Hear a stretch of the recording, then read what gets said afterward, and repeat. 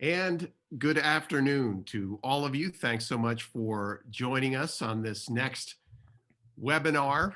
I'm Pete Peterson, the very grateful Dean of Pepperdine's Graduate School of Public Policy, and I'm coming to you live from our Dean's Conference Room here on our Malibu, California campus. Very excited to be joined by Dr. Brandon Warmke, who's joining us from Ohio for today's conversation regarding his latest co-authored book, Grandstanding, the Use and Abuse of Moral Talk. Just a couple logistics notes before we get started here for our hour together. I would ask you all to mute your microphones, but at the same time, we are going to welcome questions. We do want this to be interactive for what I know is going to be a timely and lively conversation about a set of issues so endemic to our public square. Questions can be submitted throughout our conversation through the chat feature. Doubting this is your first time on Zoom, but if it is, if you look down at the bottom of your screen, if you click on chat, type in your question, we'll make sure that we get to those in turn. Our agenda for today is I'll provide just a couple introductory remarks, and then I want to turn over the microphone to Dr. Warmke, who's going to set the stage over the course of about 15 or 20 minutes, providing the grounding for this conversation based on his new book, which I highly recommend.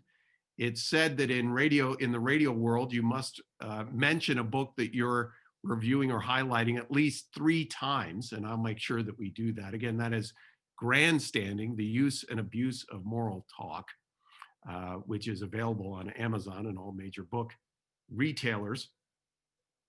And so after Dr. Warmke finishes his remarks, then we'll engage in a conversation back and forth for about 15 or 20 minutes. And then we'll conclude with your questions. And again, very much welcome your engagement in this conversation. A little bit about Dr. Warmke. He is an assistant professor of philosophy at Bowling Green State University. He specializes in moral, political, and social philosophy, and his work has been featured in a number of outlets, including The Atlantic, New York Times Magazine, HuffPo, Scientific American, Forbes, Vox, and others. And earlier this year, in June, Dr. Warmke and his co-author, Justin Tosi from Texas Tech University, released this book by Oxford University Press, Grandstanding, the Use and Abuse of Moral Talk, which will provide the subject for today's conversation. And welcome you, Dr. Warmke, to the stage, and look forward to your remarks today. Thank you, Dean Peterson. It's a pleasure to be here with you all. I join you from Ohio. It's not nearly as warm here as it is there. I'm sure maybe someday I'll be able to visit Malibu, but it's a pleasure for me to be here today. So thank you for that kind introduction. I'm going to talk for about 20 minutes or so. I'll try to keep my remarks brief. This talk is a bit provocative. I do think it's our fault that politicians don't often solve our problems. I don't think it's only our fault.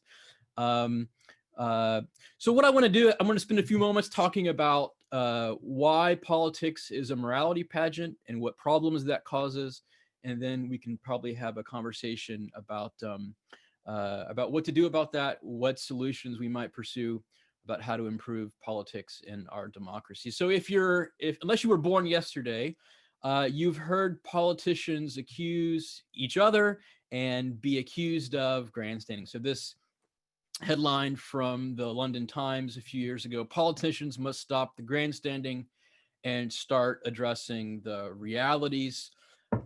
This from BBC News. During President Obama's second term, Obama attacks Republican grandstanding. Obama said grandstanding has real effects on people. And not to be outdone, National Review returned the favor. President Obama's grandstanding on signing statements. You've probably heard this term, grandstanding, moral grandstanding.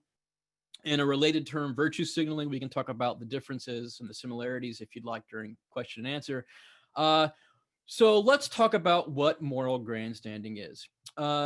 If you want a bumper sticker, sort of the simplest, shortest way of thinking about what grandstanding is, moral grandstanding is the use of moral talk for self-promotion. So grandstanding involves saying something on social media, Twitter, Facebook, maybe on cable news, maybe in a stump speech, maybe at the water cooler at work, saying something about morality and politics primarily because you want to impress people with your moral qualities. So there's lots of reasons why you might contribute to public discourse. Maybe you want to help people. Maybe you want to stand up for what's right. Maybe you want to provide evidence or data.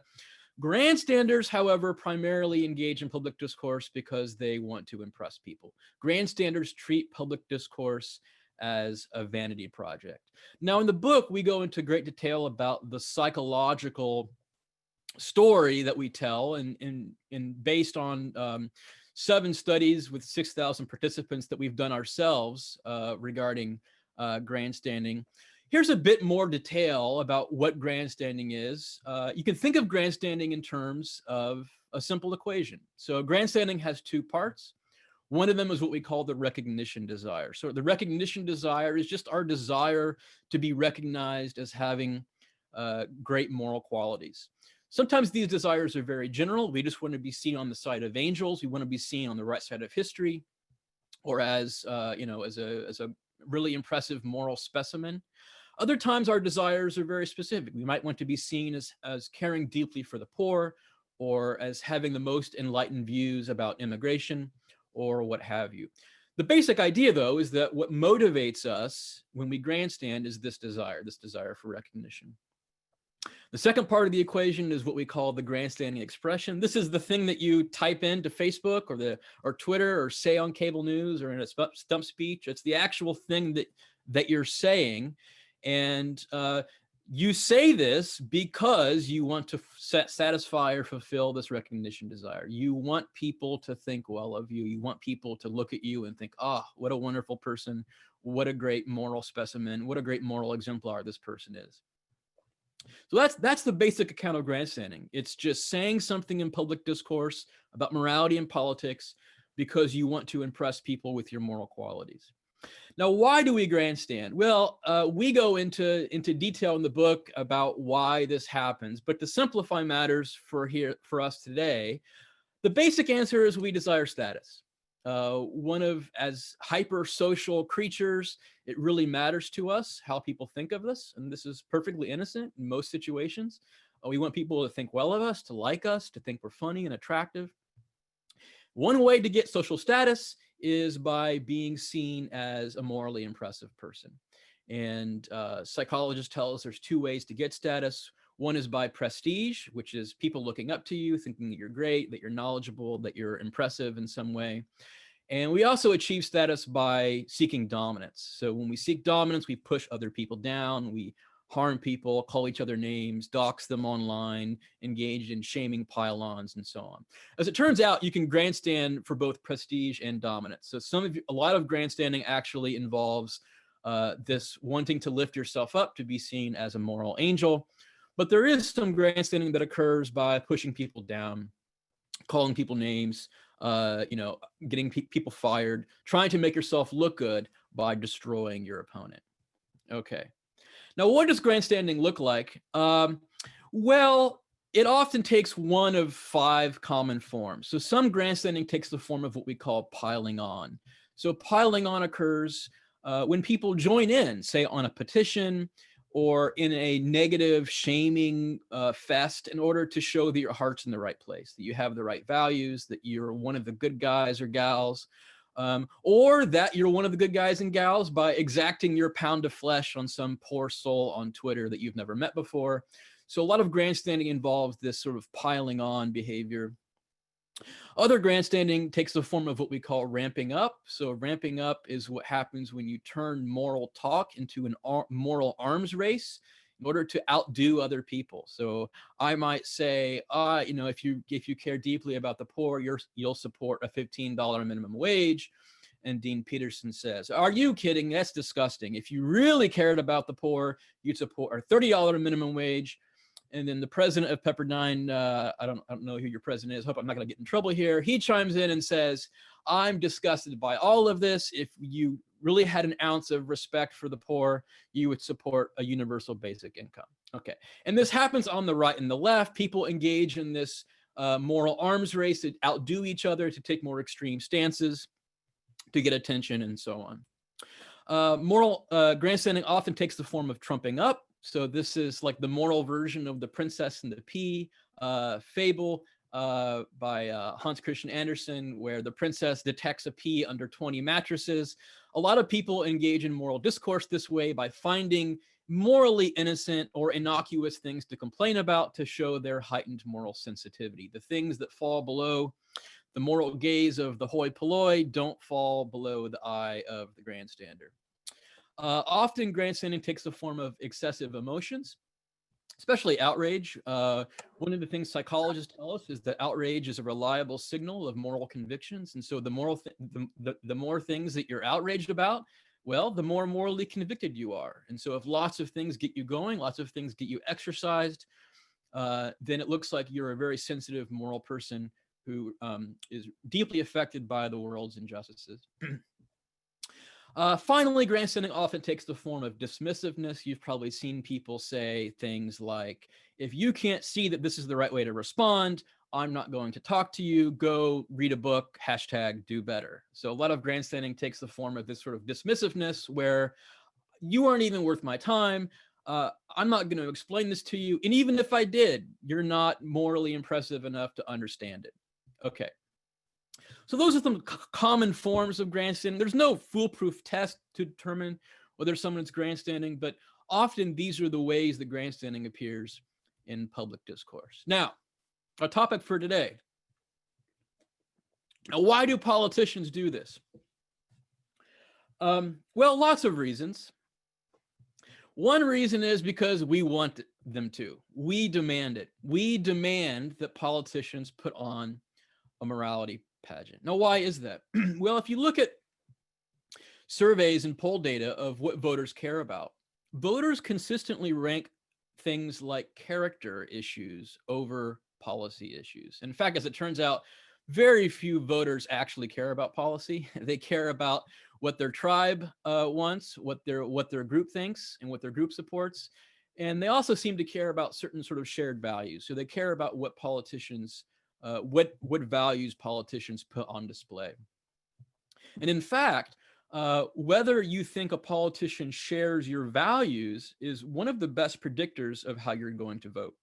So if you think that a politician shares your views about immigration or trade policy or abortion, you're likely to vote for the politician that you think shares most of your values. And that's not surprising.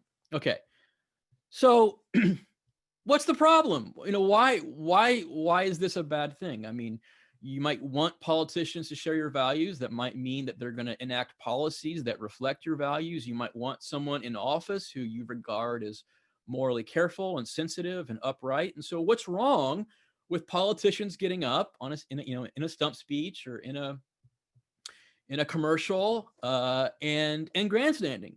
Right. So politicians get up and they give these morally loaded speeches about how much they care about this project or these people or this policy. What's wrong? So what's the problem with grandstanding politicians? And what I want to do is just briefly discuss three kinds of problems that we discuss in the book that occur because we demand that politicians grandstand. And the first one is what we call the no compromise problem. Here's the basic structure of the problem.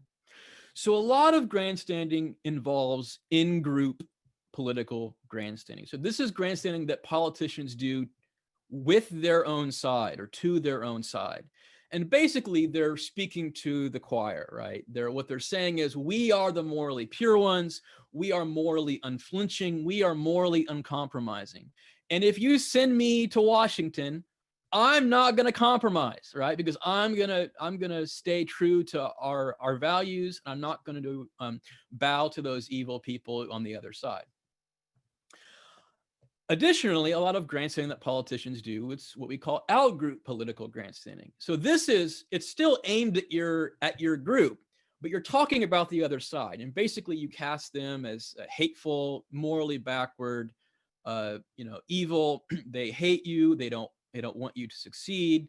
They're lying to you, and so basically what you end up with is a situation with both sides of the political aisle think they're on the side of the angels, and the other side is the embodiment of evil. And both sides think this, right? And in fact, this polarization has increased over the last 50 years. People have come to take more extreme ideological stances, but they also hate the other side more, what political scientists call affective polarization. So we actually hate the other side more than we did 50 years ago. And our view is that a lot of this is due to sort of grandstanding and casting the other side as irredeemable and evil. Okay, so what's the problem with this? I mean, aside from, it being nasty, what's the political problem? Well, in an environment where we demand that politicians grandstand, your side is thought to be the good one, and the other side is thought to be evil. And so every compromise comes to be seen as a rotten compromise. So Ted Cruz famously, when he campaigned, I think in 2012 for Senate, said, if you send me to Washington, I will not compromise. I will not compromise with the other side. Now, there's lots of things that, maybe we shouldn't compromise on. But politics in a democracy is largely about striking compromises, making small improvements, and not getting everything you want. That's what it means to have civic virtue. That's what it means to work with people who disagree with you and have very different views about the world. And so the result is nothing of consequence gets done politically. Now, actually, you might think this is not a bad thing. There's lots of, I think, good arguments for governmental gridlock. And so maybe you think not compromising is good, but there are lots of situations where politicians do not want to be seen with, by their own side, compromising with the opponent, because they know that if they do, they'll get kicked out of office, right? They'll lose their job. So there are political costs to compromising, even if deep down in their heart of hearts, they think this is what they need to do. This is the bill that needs to pass. This is what's actually good for my constituents. They know that if they compromise with the other side, they'll be punished for it. And so one problem with turning politics into a morality pageant in this way is that we disincentivize politicians from compromising when otherwise it might be a good idea. Here's the second problem, what we call the expressive policy problem. Here's the basic idea. When we demand that politicians grandstand, we incentivize them to endorse policies primarily for their expressive value. What does that mean?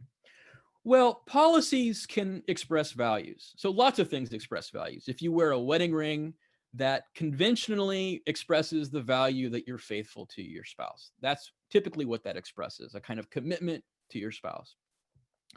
But the wedding ring doesn't make you faithful to your spouse, right? The wedding ring isn't evidence of actual faithfulness. It just expresses a value to faithfulness. And policies can do the same thing. So there are lots of policies that I could endorse that express a certain value or are taken to express a certain value.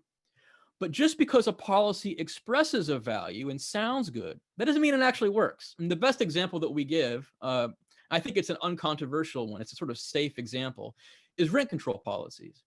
So rent control laws put a price ceiling on the amount that landlords can charge for rent. And suppose I'm a politician and I want people to think that I care deeply about the poor, say, or about affordable housing. And I get up there and I say the rent is too damn high and we need rent control laws and we're going to punish those rich landlords and we're going to make housing affordable. And so I'm going to cap rent at this price. Okay. Now, for a lot of people, a lot of normal people who don't know economics, it's not their fault they don't understand economics or housing policy. They think this is a vivid, easy solution to a problem.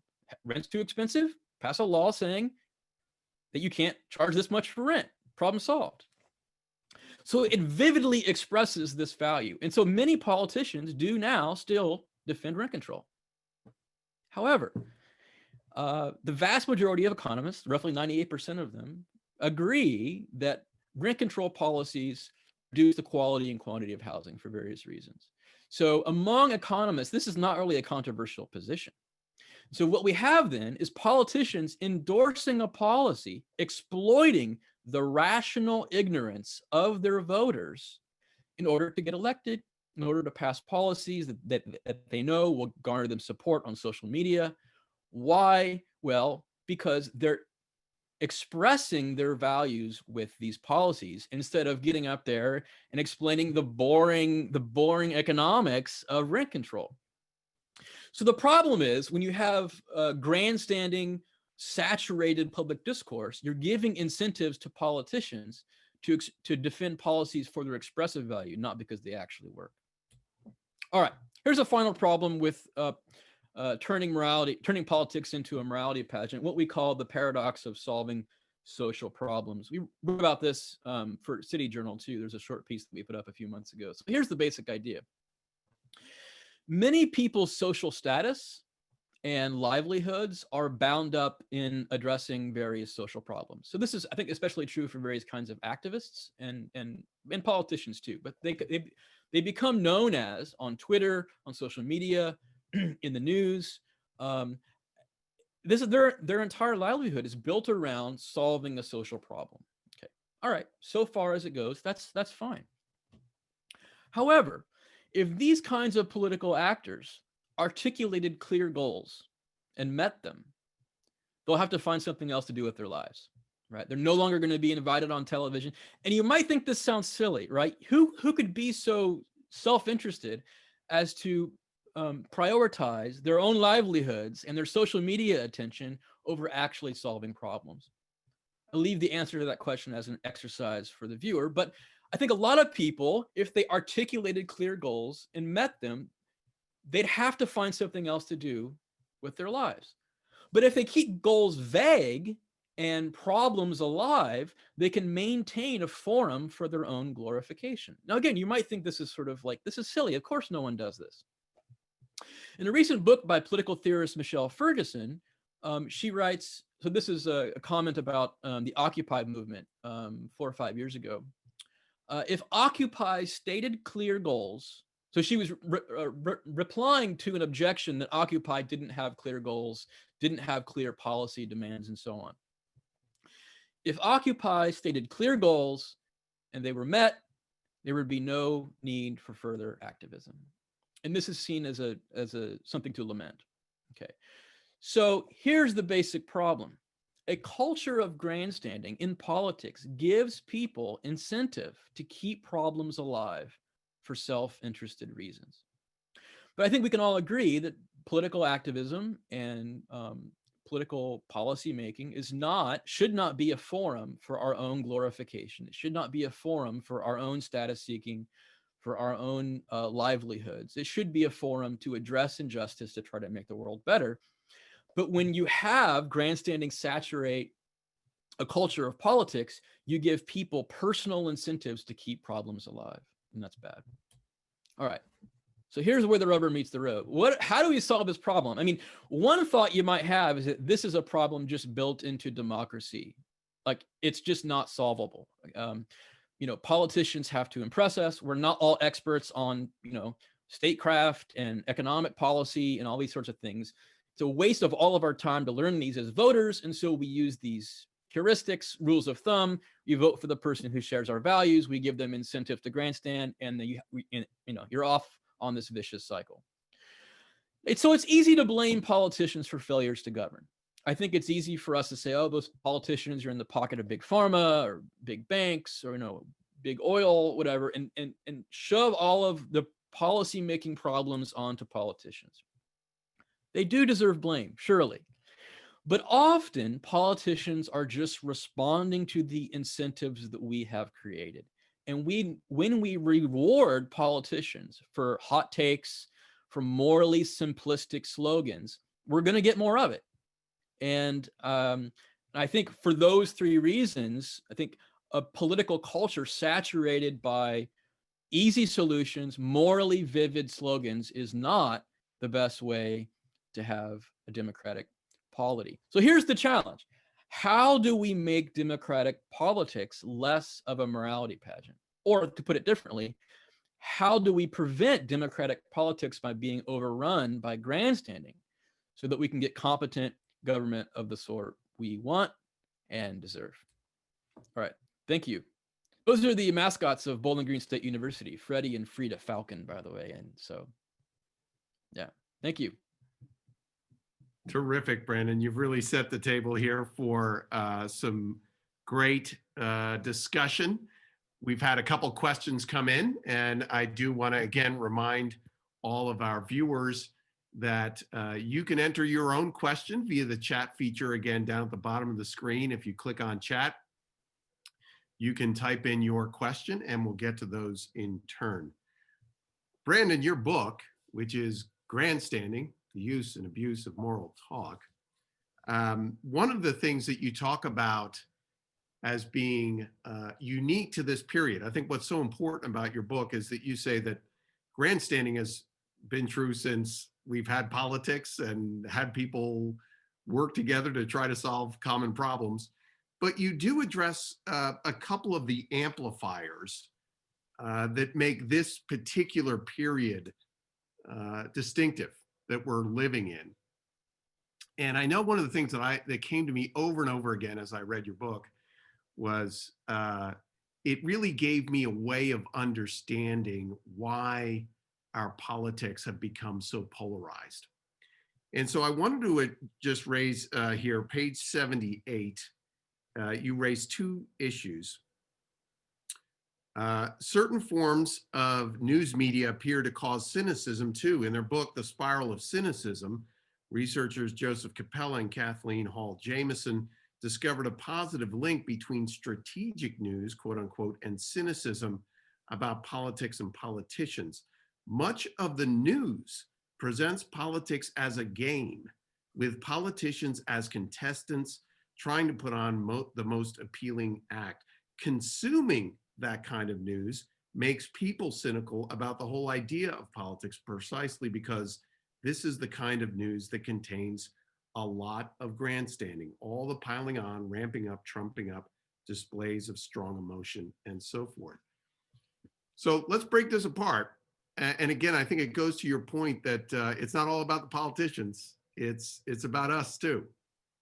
About how the news media, and especially how polarized the news media has become, that it is in and of itself a source of grandstanding.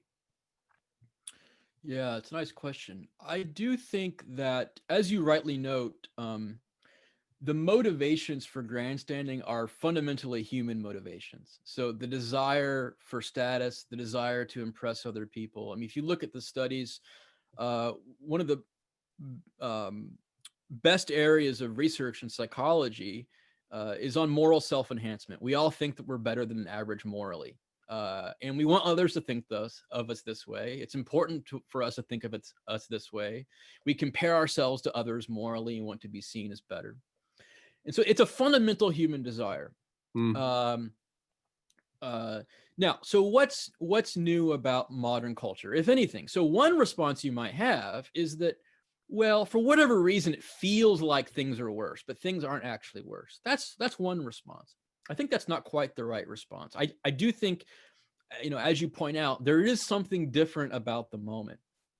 Why does it feel like things are out of hand? Why does it feel like discourse is off the rails? And I think one answer is technology has allowed us to grandstand more and to be more exposed to other people's grandstanding. So let me just give you a brief example. So 50 years ago, 100 years ago, if you wanted to have an audience of 100 people, you had to be a politician, maybe a minister or a church leader or religious leader, or you had to be a journalist maybe, or you had to stand on the street corner and yell. Like those are your options for and a crowded street corner. That's right. Not Bowling Green, Ohio. if you wanted to have an audience of 100 people, that's what you had to do. So very few people had even opportunities to reach crowds of people. Now, any one of us can fire up, this thing or our computers and talk to dozens, hundreds, thousands, millions of people. And so I do think that the number of fora that are out there that provide the accessibility to grandstanding is just greater. And so what you're seeing, I think, on social media and also on cable news, I actually think cable news is in a way worse than social media. And here's why. On social media, you are often exposed to people of other views, right? Mhm. I mean, maybe your uncle or your cousin or like a coworker, unless you've really pared down your Facebook or Twitter feeds to people who only agree with you. And even then, you're sort of accidentally exposed to the other side, right? You get that cross-cutting exposure that Mhm. Diana Mutz talks about. Cable news is not like that. I mean, if you have a steady diet, I don't want to pick on anybody here, but if Yep. you have a steady diet of Fox or a steady diet of MSNBC, you're not getting intrusions of the other side. And so I do think that a steady diet of cable, I mean, we often pick on social media, and I think there's lots of problems there, but I think the steady diet of cable news has made it harder for some people to get outside of their echo chambers, their epistemic bubbles that people talk about, and understand the world from a different perspective. I think that's right. I think one of the important points we need to make about this book is that it is actually a defense for moral talk, right? Obviously, at the School of Public Policy here, we're one of the very few of these graduate policy programs based at a Christian university, and we certainly do appreciate, support, and promote the use of moral talk and morals and ethics in leadership. And at the same time, I think one of the very powerful points that you make in this book is that grandstanding actually does make us, as a public, cynical. That when somebody comes along with truly authentic moral talk about a particular issue, whatever that might be, that grandstanding in and of itself weakens the power of authentic moral talk. And I wonder if you could talk a little bit about that, because there is a difference between as you say in the subtitle of the book, the use and abuse of moral talk. There is a real important use, especially in a democracy, for moral talk and moral suasion. That's right. Yeah, a lot of people hear about the book and think that we're being critical of public discourse or moral conversations, or that we're against free speech. And nothing could be further from the truth, as you rightly note. So moral talk, as we understand it, is just public discussions about what's right and wrong, what policies are just or unjust, who deserves punishment or praise, who are good people, who are bad people, what ought we to do, morally speaking, socially. That all those conversations we have, moral talk is just the term that we use to label all those public conversations. Mm-hmm. And moral talk is a really valuable practice, especially in democracies. It's our primary way, maybe our only way, of warning people of threats, of praising people worthy of trust, of exchanging information and evidence and data. And these are all valuable social practices in a community where we have to make moral decisions together and where people disagree and have very different views about how the world should go. And so we are huge fans of moral talk. We think it's an extremely valuable human practice. And yet, for that reason, that's why we want to protect it. Right. So we think of moral talk as a tool. It's a tool like a hammer, right? Or any other kind of tool. It can be used well, and it can be abused. So, hammers can be used to build homes, but you could also crush someone's skull with a hammer. And the same thing with moral talk. I mean, moral talk can be used well, and it can also be abused. And, I think what you rightly point out is the book is an attempt to try to articulate both the proper uses of moral talk, but also the ways that we can poison public discourse and add our little bit of toxicity to the stream of public discourse day by day. And we want to protect that resource, sort of conserve it, so that it's there for, not just for future generations, but for tomorrow, when we have to have conversations about what we're going to do together.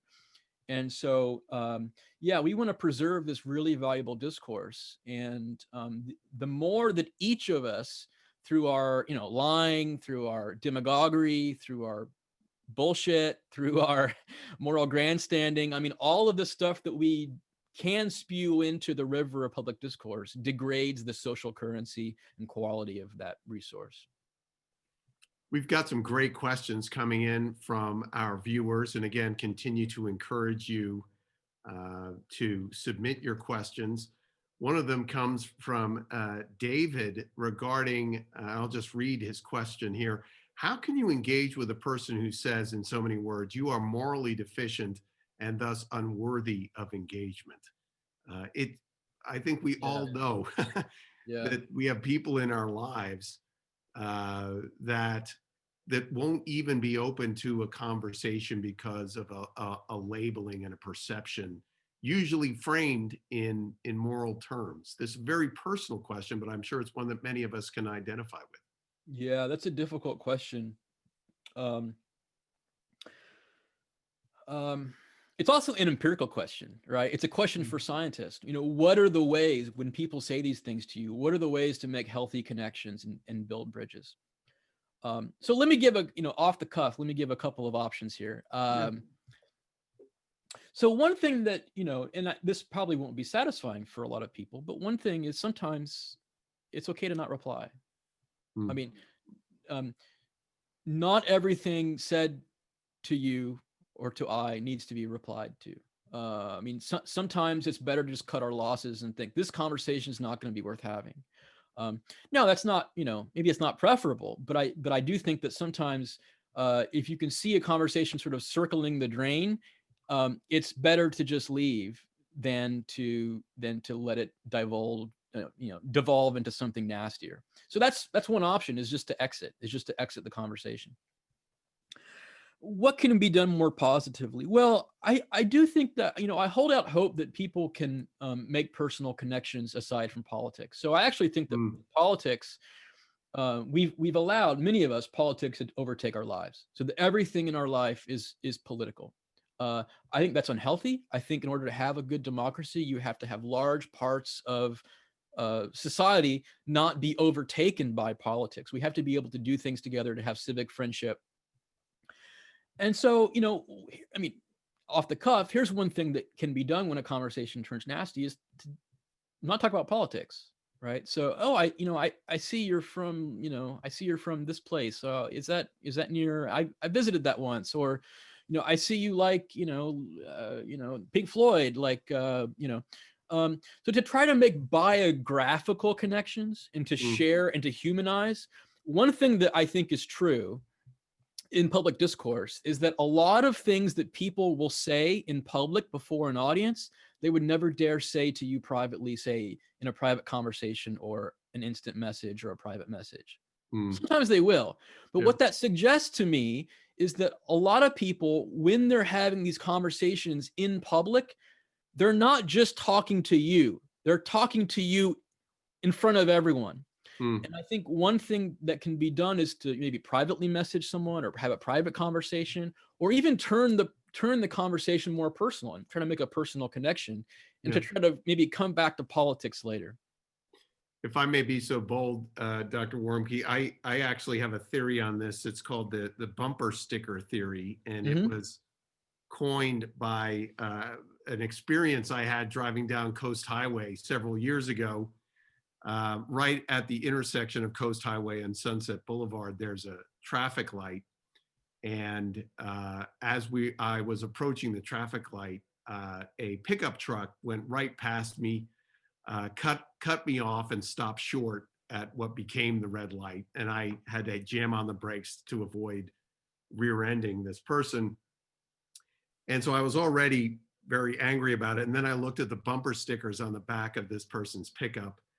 And suffice it to say, the person was must have been quite progressive in their political outlook. One was like a Bush lied, people died bumper sticker. Another was another very political, hyper political, attacking conservative bumper sticker. And then I feel my temperature rising as I look to the back window of the cab in the pickup truck, and it has a Green Bay Packers bumper sticker. Now, I am the biggest Green Bay Packers fan in the world. I'm actually a shareholder of the Packers. And I thought in that moment, I said, well, you know what? Maybe the person's not so bad. Maybe the person's not, they just, and I think Yeah. if we look for those bumper stickers, right? We all have them. We all have our interests and backgrounds and experiences. And I agree. I think that's a very well-made point. If our only bumper stickers that we show one another are the political ones, we could very easily run across one another. Yeah. But if we seek those others, there's a chance we might find connection first and then circle back. So I think that's very well said. That's great. Very good question. A couple of good questions from Albert here, and I want to address one because it's very topical, and I think in some ways is a different lens into what might be considered moral talk. And this is what we're seeing on how the introductions of the President-elect Biden's cabinet is being introduced. Specifically, candidates are being put forth for a variety of cabinet positions in which their introductions are framed around their personal stories or ethnic or racial diversity makeup, as opposed to their particular qualifications, policy background, or even policy positions. I wondered if you could speak a little bit to, is this a form of moral talk when we get into kind of narratives in political and policy discussions versus, policy background or positions?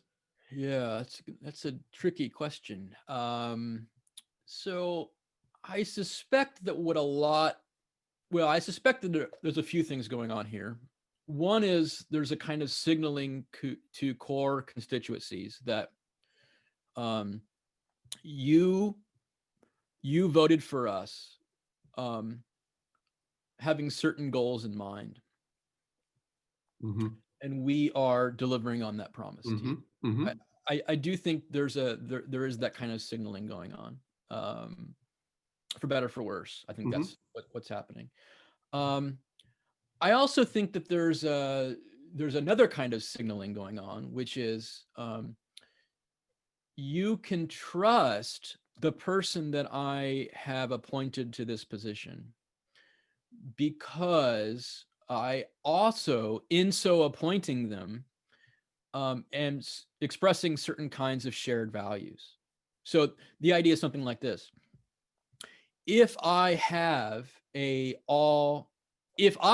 President-elect, appoint an all-female communications team, that means you can trust my appointment because I share your value to diversity or whatever.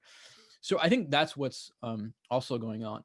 I don't regard this as particularly admirable. I mean, I do think that it does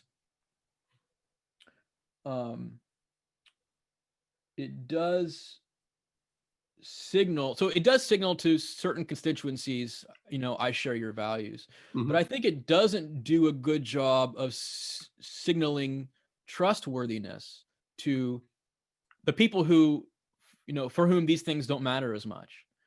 So, you might think, well, what I care about is someone being honest with me. What does their race or gender have to do with that? Or, what I care about is that they understand economic policy. What does their race and gender have to do with that? And so I would hope that, as we're in this transition, there's interest in building trust, social trust, across the political divide. Yeah.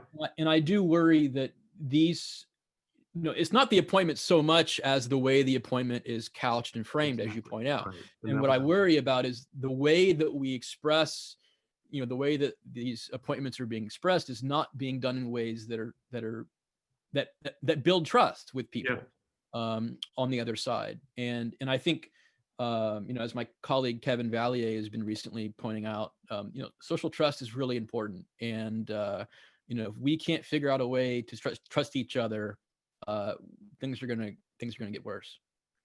That does lead to a second related question Janice raises, which is what is the distinction, and you touch on this in the book, between moral grandstanding and virtue signaling? Good. This is a great question. I have to tell a very brief story though, and to answer this question, but I'll try to be quick.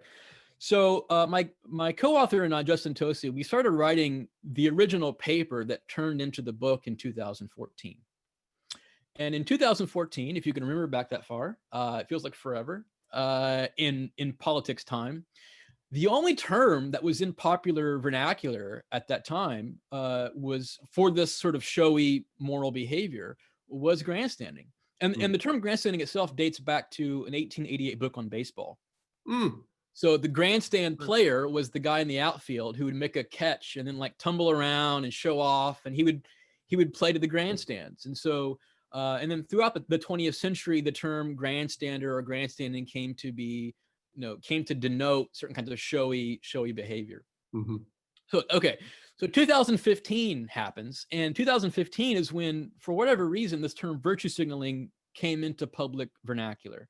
And so we kind of got sideswiped by this, because all of a sudden people, we'd give this paper on grandstanding and people would say, oh, you mean virtue signaling? And we'd think, oh, this term, we just like, so all that to say, for most purposes, when people use the term virtue signaling, what they mean is very close to what we mean by grandstanding. Right. Okay. Now, all that being said, there are a couple of complications and reasons why we think that virtue signaling is not actually a more accurate term for this behavior. And I'll be very brief here. I think some people prefer the term because they think it sounds smart. Like it sounds sort of like intellectual, like virtue signaling sort of sounds impressive, which is ironic, I guess. So we think that the term is misleading and ambiguous. So here's why it's ambiguous. So the way that scientists and psychologists and economists talk about signaling behavior can either be something that you do intentionally. So I might, I turn 40 next year. So I have a midlife crisis, and I buy a Camaro, and I get all new clothes and so on, and get a fiberglass speedboat. And because I want to signal something about me, right? I'm still young. Okay. That would be signaling of a certain sort that I intentionally do. Okay. But a lot of signaling that we do, and a lot of the ways that scientists talk about signaling, it's not intentional, right? So female chimpanzees, when they are fertile, their derrieres swell up and turn a little red.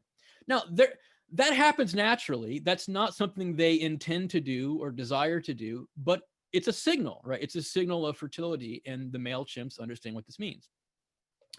So there is this sort of notion of signaling that's ambiguous. And why does this matter? Well, a lot of people respond to us and they say, what's wrong with virtue signaling? What's wrong with being seen doing something virtuous? And we have no complaints with being seen doing something virtuous. In fact, that's great if you want to be seen doing something virtuous. What our worry is behavior in public discourse whose aim is to impress others or to be seen in a certain way. So the term signaling is just ambiguous. The other way it can be misleading is you might have seen people talk about vice signaling. So this has come up in public discourse. So like now we have virtue signaling and we have vice signaling. It's like, well, what does vice signaling mean? Is vice signaling like me trying to show off how bad I am? Is it me doing something that I think is good that you all think is bad? So it's unclear what these terms are supposed to refer to. And so we think, obviously we're biased, but we think that grandstanding, because it's a term of art, it was a term created to pick out this behavior, is a simpler and less confusing way of talking about this behavior. And it's also just not gotten as caught up in the culture wars. I mean, I think we had people tell us to title the book Virtue Signaling. And we just thought, we can't do that. We don't want to enter the culture wars in that way. So for all those reasons, we think We think grandstanding is a better term, but we don't have a problem if people want to use the term virtue signaling. That's helpful. Time check, we're in our last 10 minutes and still have some great questions I want to get to. One is from our friend Alexine Carr, who I just want to say as a student here at SPP was the person who helped make this event possible. She introduced me to you, Dr. Warmke. I'm very grateful for that introduction. And she asked a question very appropriate for one of our SPP students here.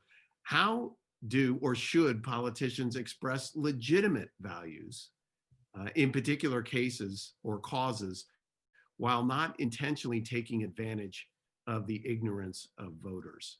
How do they walk that line, Brandon, understanding that, yeah, their voters are not going to be well versed in every single issue, and there are heuristics.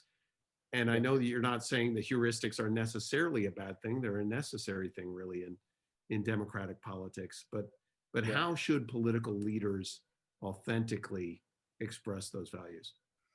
That's a great question, Alexine, and it's a difficult question, and I'm not sure there's an answer. I mean, there's some problems that just don't have solutions, and maybe we can make improvements on the margins. But this may just be a feature built into large democracies, right? Where your average voter just doesn't have the time. It's not rational for the average voter to learn all these things, and so they rely on these rules of thumb. Okay, so that's the pessimistic take, is that there just may not be a good solution to this problem. All right, so how do we think about a solution? Well, it's a huge collective action problem. What do I mean by that? Well, here's one thing that a politician could do. What a politician could do to show that they're not just engaging in moral posturing when they endorse a policy is to be honest about the downsides and trade-offs of their policy. Right. So if I'm a politician and I want to endorse rent control, I say, look, I think we should have caps on rent. It'll make sure ensure that rent doesn't go so high. However, I have to be honest with you. A lot of economists disagree and think that it's going to reduce the quality and quantity of housing. Okay. Now, it's hard to imagine any politician getting up and admitting the negative trade-offs of their policy. Every policy has trade-offs, right? Every dollar we spend on this thing is a dollar that we're not going to spend on this thing, okay? So every policy has a trade-off.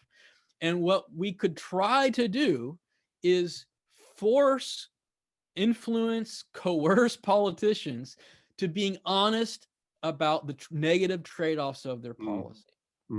That's one thing that we could do.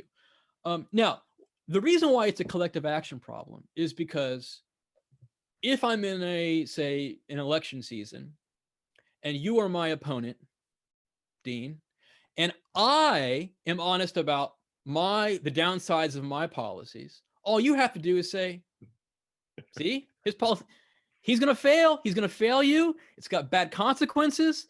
I'm not going to do that, right? So it only works if either all voters are unified in demanding that both of us be honest about the trade-offs of our policies. Yeah. Mutually assured honesty. That's right. Or we both have to do it. If we both don't do it, it doesn't work. Yeah. So that's why it's a massive collection action problem. And I just don't know how to solve that. I think one of the very important parts about your book, and philosophers are not known for this, is that you actually propose solutions at the end. What to do about grandstanding is the last chapter, and you touched on some of these in your presentation, but I did want to call a couple of them out as we reach our last few minutes here. There are a number of suggestions here. One of them you put under the subject heading of plan to succeed.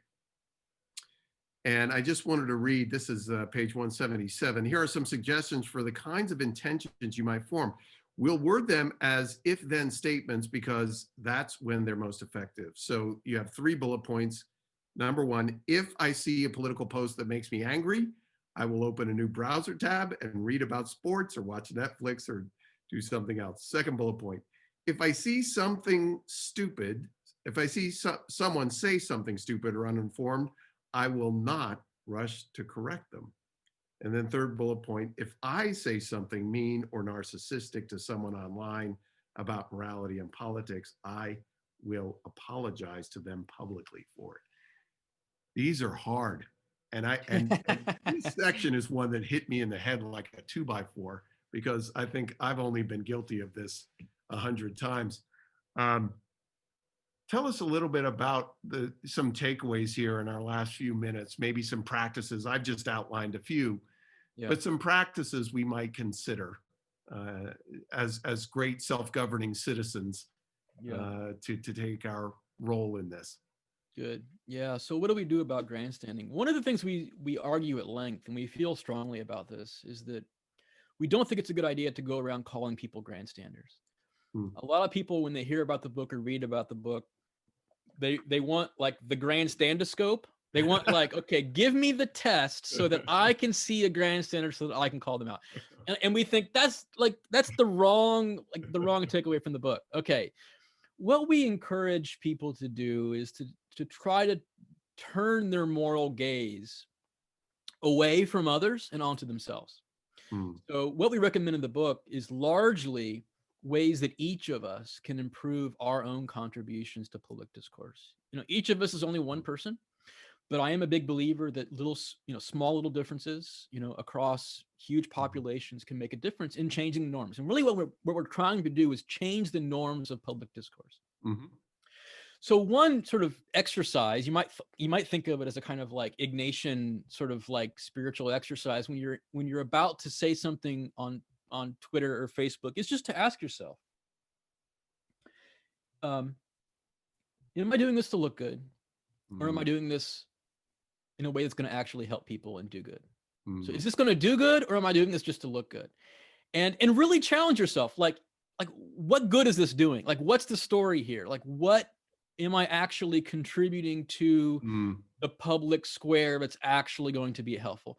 And if you can't think of like something that's actually that's good, that's going to come from it, maybe it's better to sit that out. So that's one thing we encourage. And then some of the sort of things that you recommend, which is basically, engineer your situations such that you're not in a position where we're tempted to sort of engage in this kind of moral high flying act, right? Where we're trying to impress other people. Now, all that said, we do think there is something that we can socially do to help others not grandstand. Now, if it's not calling them out, what are we doing? Well, what we argue is that you should ignore grandstanders. So imagine, typing up a really, morally highfalutin post about how Oberlin College did this or how this politician did that, and you're really self-satisfied, and then no one likes it. Now, for most of us, that's going to be embarrassing. And so the idea is to sanction grandstanders by withholding from them the thing that they seek. And it's not as harmful as blaming them or calling them out. I mean, not replying or not liking is not any worse than you not being on social media at all. You're not depriving anyone of praise by not saying anything. Yeah. And so the idea is to change norms in that way, but largely look at our own behavior and asking ourselves, am I doing this to look good or actually do good? Well, I think that's a great challenge to close on. Brandon, such a pleasure to be with you. Really great and I think important conversation. The book, again, is Grandstanding, The Use and Abuse of Moral Talk. It is out and available. Thank you all for joining us for this conversation and following up, and maybe as a way to contribute to these small changes culturally that Dr. Warmke points out. We will be following up with a link to the recording of this session, and we welcome your sharing it out to those in your networks, maybe people who used to be friends but turned into grandstanders, or whatever the case might be. We welcome your multiplying the impact of this important and timely conversation by sharing the video link that we will be sending out to all of you who have registered for this session. We will also send a link in that email to the Amazon page for the book. And I think, as you've probably learned in this conversation, it's such an important topic. And I can say, as someone who's read the book, just presented in a way that I think you can buy the book as a great Christmas gift or holiday gift for friends and family alike. Well, we're at the top of the hour, and that will do it for this conversation. Thanks so much to all of you for joining us. We look forward to letting you know about our next webinar, which will be coming up actually in 2 weeks. We'll be changing subjects, moving from moral talk to K-12 education policy, and we'll be looking at the impact of the pandemic on K-12 education, and we'll be letting you know about that time and date for that coming up.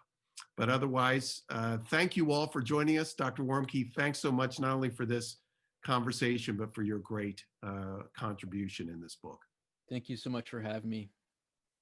Well, thank you all. Let's be in touch. God bless you and goodbye.